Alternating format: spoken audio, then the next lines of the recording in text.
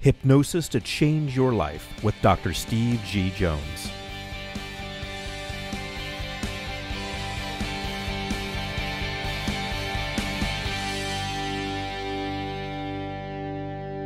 So we have a question, which is there a place in hypnosis for a quick induction, or should an induction be 10 to 20 minutes? Well, as you may know, I've recently created a program for stage hypnosis to help people with stage hypnosis. And you can Google that and find it if you want.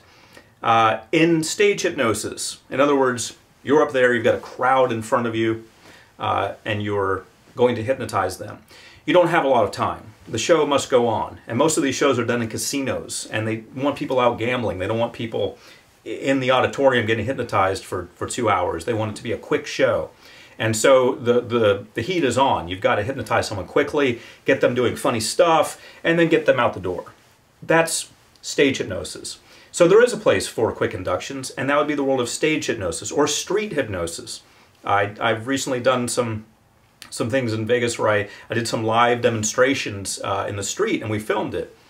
That's great for that, because in the street, when you have a crowd and you're showing the power of hypnosis, you don't want to say, okay, everybody come back in, say, 20 minutes and I'll have this person in hypnosis. It's not going to work. People want to see something right now. So the place for the quick inductions, rapid inductions, speed inductions, instant inductions, all of those, is in a setting where you need to get the job done quickly, street hypnosis or stage hypnosis. In an office setting, you can also do that, yes. However, the perception of value needs to be there for the client. The client needs to feel that you care, and that you're not rushing them, and that you're going to spend time and spend their money doing something in a professional way. So if you rush through it, if you just go to it and rush through it, then you're going to eat up, you're going to not eat up the time, actually. You're going to finish things fairly quickly. And let's say the person paid for 2 hours. My first sessions are 2 hours. So I spend an hour talking with them and another hour with them hypnotizing them. If I spend an hour talking with them and about 10 or 15 minutes hypnotizing them, they're going to feel they didn't get their money's worth. They're going to feel that they didn't get value from that. So what you want to do instead is take your time.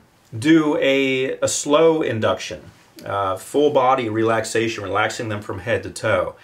This is going to be, it's not just a matter of eating up time so that you can look like you're spending their money and time wisely. It's not just that.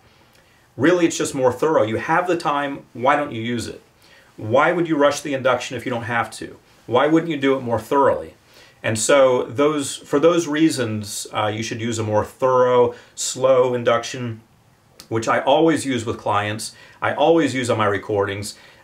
When you have an office session, you're doing a speed induction or an instant induction or rapid induction, it's great, but it really loses the perception of value.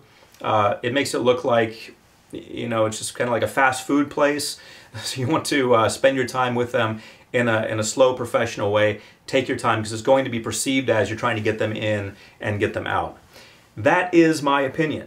There are other hypnotherapists who would say, well, why would you spend that amount of time if you don't have to? Why wouldn't you just get them into hypnosis so you can get to the programming? Well, there's usually not that much programming to do. Usually the programming part can be done in 10 minutes, or if it's a really challenging client, maybe a half hour of just programming.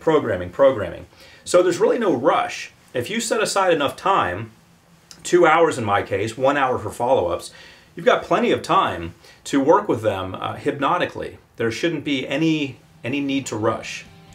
That's my answer. Hypnosis to Change Your Life with Dr. Steve G. Jones.